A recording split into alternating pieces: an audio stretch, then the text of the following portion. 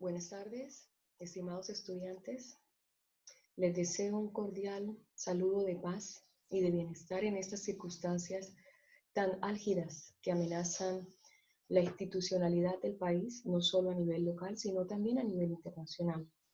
De todas maneras, siempre será óptimo que se puedan ejercer los métodos de reclamación o de protesta social, es decir, darle alcance al pacto social. Claramente con los extremos de violencia, esta docente no está de acuerdo y claramente es ahí lo que debemos evaluar a profundidad o a criterio. Y dadas estas circunstancias, por eso he decidido adelantar un poco del material académico que tenemos en nuestro programa para que se nos sean más gratos los tiempos o próximas sesiones de clase. El contenido temático a ilustrar el día de hoy es lo que hemos denominado la norma de conflicto, o mejor, las clasificaciones de la norma de conflicto en el ámbito del derecho internacional privado. Primer punto, no se inquiete. Espero que de aquí al lunes 28 de octubre yo ya pueda remitirles el material de nuestro autor guía, que es el doctor Mario Ramírez Necochea, profesor de Derecho Internacional Privado de la Universidad de Chile, claramente que les sirva a ustedes como fortalecimiento o soporte de estudio. Segundo, en días pasados les he remitido la presentación en diapositiva de las escuelas modernas del Derecho Internacional Privado. Este tema lo voy a dar por visto, dadas las circunstancias. Por favor, lo que sí, si en un momento dado tienen inquietudes, tienen preguntas, aquí estoy para resolverlas. Inclusive aún por vía de correo electrónico, si esperamos a que las circunstancias de orden público puedan nuevamente estabilizarse. Entonces, teniendo claro eso, vamos justamente a hablar de lo que nos importa el día de hoy. Y es justamente las clasificaciones de las normas del derecho internacional privado. Las clasificaciones son tres en particular, o son tres las que se reconocen justamente en los textos, y son, la primera, la norma directa o material, la segunda, la norma indirecta o norma de conflicto, y la tercera, la norma internacionalmente imperativa, es decir, la norma internacional reconocida. Estas reglas tienen en cuenta la vida internacional de los sujetos. De allí que cuando tienen el elemento extranjero presente, claramente hay una función o están a un servicio de vincular internacionalmente para darle alcance a la solución del conflicto como tal. Me explico mejor. Cuando está presente el elemento extranjero, será ese vínculo internacional que permita darle alcance a la solución del caso en concreto. La norma directa o material proporciona una respuesta jurídica inmediata. Proporciona una respuesta jurídica inmediata y especifica a la situación privada internacional. Es decir, funciona considerando el elemento extranjero y por la circunstancia como tal, describe una realidad social determinada y ofrece la solución legal inmediata.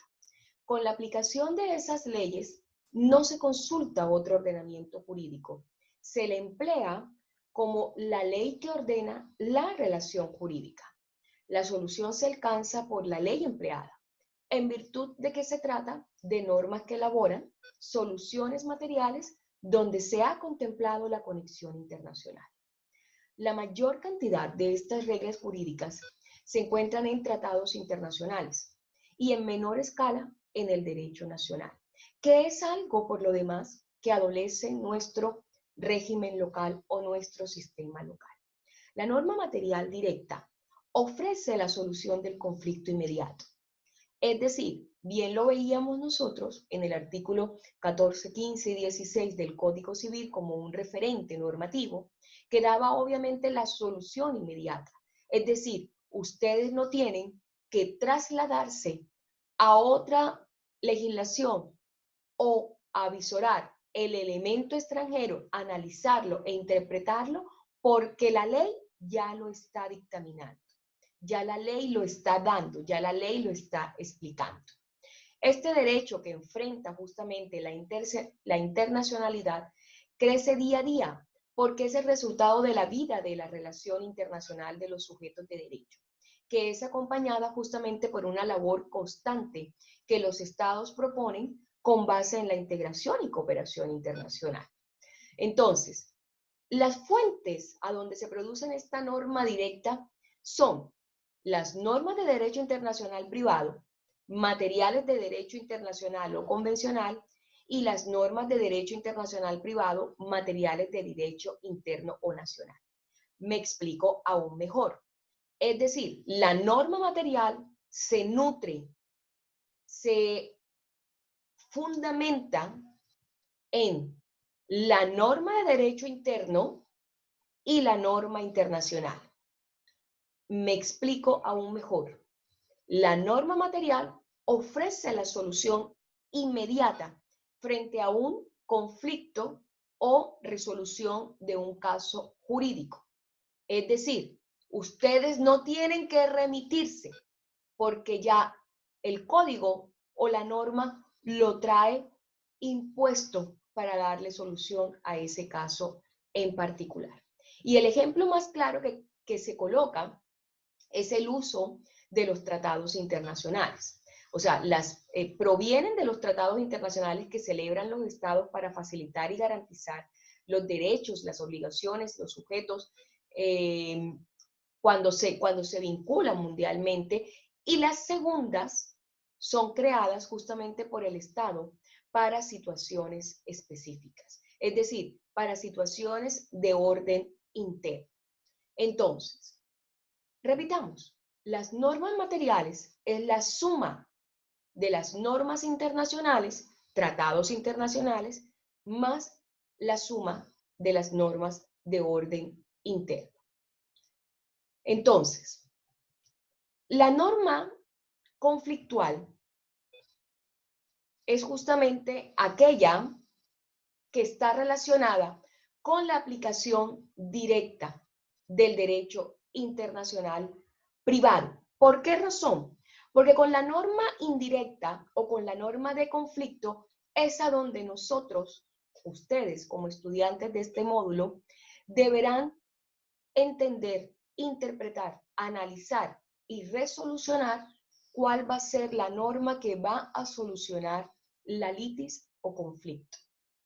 En la norma material o la norma directa, la norma nos da la solución, mientras que en la norma indirecta o norma conflictual o norma de colisión, claramente nos toca indagar, buscar, tratar de analizar cuál es el ordenamiento prevalente para la solución jurídica, o mejor aún, cuál es el juez competente para conocer del caso en concreto como tal.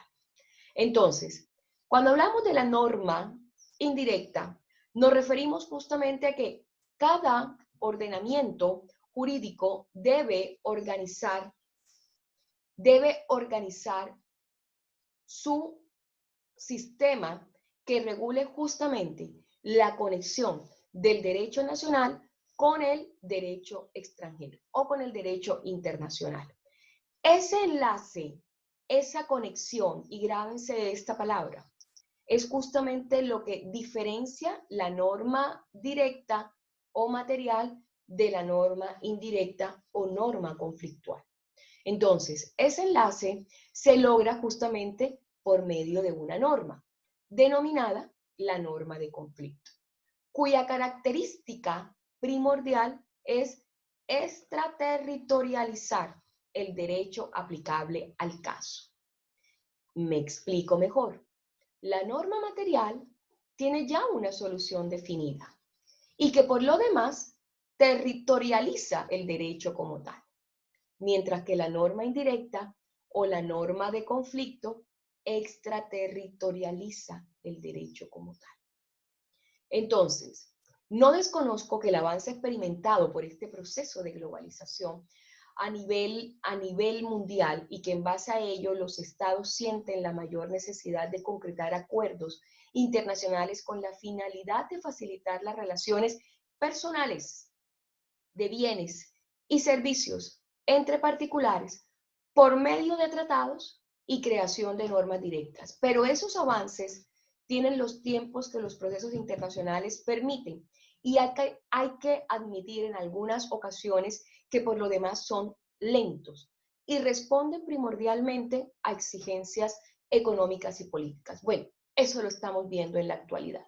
Entonces, si nos vamos un poco al análisis o a los antecedentes de la norma conflictual, tenemos que la tendencia en Europa, y que aún prevalece, es colocar al derecho internacional privado al servicio de la integración, de forma que se pueda crear un espacio único de derecho como tal. No obstante, así no sucede en América Latina. ¿Por qué razón? Porque en América Latina el proceso está todavía en ciernes, es decir, en inicios, sin lograr la maduración total o completa, ya que solamente se han establecido zonas de preferencia arancelaria establecidas en determinados países. Sin embargo, no es aplicable a nivel mundial. Claramente tenemos, si nosotros hacemos un análisis retrospectivo, tendremos en cuenta que los tratados de libre comercio en Chile solamente operan o se fusionan con ciertos países, pero no con todos en particular. También la unión aduanera, restando inclusive concluir estas armonizaciones legislativas que son necesarias y de acuerdos internacionales uniformes como bloque para verdaderamente establecer un mercado latinoamericano común, que es lo que hoy conocemos también como el Mercosur.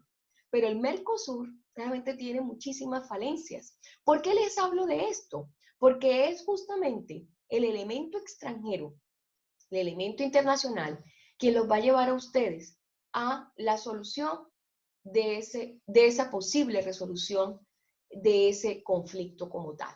O mejor aún, la determinación de qué juez competente debe conocer para solucionar ese conflicto como tal. Entonces, mientras se transita hacia un desarrollo regional, cada estado vincula su propio derecho con el derecho extranjero por normas indirectas o de conflicto como tal. Y reglamenta la situación privada estableciendo qué ordenamiento nacional de los diferentes países que están vinculados deberá regular el caso en concreto. En términos precisos, la norma indirecta contempla la situación privada extranjera para dar una solución y para ello localiza la relación en un país cuyo sistema jurídico producirá la respuesta más expedita. El nombre que recibe esa norma o esa forma, digámoslo así, especificada claramente en el derecho internacional, varía según cada país y doctrina. En el caso de nuestro país o en el caso de Chile, la prevalencia de la aplicación de la norma del derecho internacional es de origen territorial o de origen local. Entonces, hagamos unas precisiones. En Europa la llamamos norma conflictual o norma de colisión o norma de atribución. En Estados Unidos se llama por lo general conflict of law o conflicto de leyes. En América Latina se le sigue llamando o se sigue predominando la tesis de norma conflictual o norma de conflicto como tal. Entonces, esa demarcación nos hace una suerte de precisiones como tal y la influencia que también tuviesen nuestros exponentes antiguos a nivel estatutario y a nivel moderno, como fuera el maestro Goldschmidt, y que obviamente presentara la norma indirecta como una norma de colisión o una norma de conflicto, norma de colisión o norma de conflicto. Entonces, ¿qué caracteriza a la norma indirecta o de colisión? Justamente, nuestro colega Carl Savigny quien fuera un gran precursor de la formación tanto originaria y moderna del derecho internacional primado, definía justamente la norma indirecta o de conflicto como un poder perteneciente a la persona. Bajo ese punto de vista, consideraba las relaciones de derecho como atributos del hombre. Entonces, cuando el sujeto exponía sus actos a un derecho extranjero, a su nacionalidad o un derecho extraño a su nacionalidad o domicilio, llevaba consigo ese poder o atributo y por lo tanto era necesario determinar para cada relación jurídica el dominio del derecho más conforme con la naturaleza propia o esencial de esa relación como tal. Es decir, si en un momento dado el sujeto se desplazaba o se trasladaba con su nacionalidad. Entonces, si el sujeto de derecho ya tenía un domicilio arraigado, constituido, pero también tenía una nacionalidad y se enfrentaba frente a un conflicto, ¿cuál sería el ordenamiento preciso en el cual debería aplicarse para su resolución como tal? Esas referencias indican que la doctrina clásica siempre buscó elementos significativos y selectos para poder localizar la relación en un sistema jurídico nacional, a fin de que ese derecho de regulación legal fuese el que precisara por conexiones o por vínculos razonables un ordenamiento jurídico determinado. Me explico. Por ejemplo, la capacidad de la persona la determina la ley donde tiene fijado su domicilio o residencia habitual. El derecho que reglamenta la responsabilidad de una empresa se fija por la sede de su persona jurídica. El lugar donde se encuentra un objeto contractual califica su naturaleza contractual como tal. Es decir, el objeto del contrato dentro de la naturaleza contractual señalará como sede el sitio en el cual se celebrará la ejecución del contrato como tal. Esa sede es determinante para la solución de los conflictos próximos que se puedan presentar. ¿Dónde debe cumplirse la obligación que resulten de esos futuros incumplimientos? También deberá estar consignada en el contrato como tal. El derecho del contrato dispone también una conexión o vínculo que es justamente la autonomía de la voluntad de las partes y es justamente la que se precisa cuando celebran el contrato como tal. Entonces, con todo este precedente, ustedes se dan cuenta que existen una suerte de vínculos o conexiones que hacen obligatoria la aplicación entre el derecho interno y el derecho extranjero como tal. Entonces, la norma indirecta contiene un elemento de conexión y esa es su principal característica, que establece vínculos que ciertamente sintetizan el resultado del conflicto que se pretende solucionar como tal.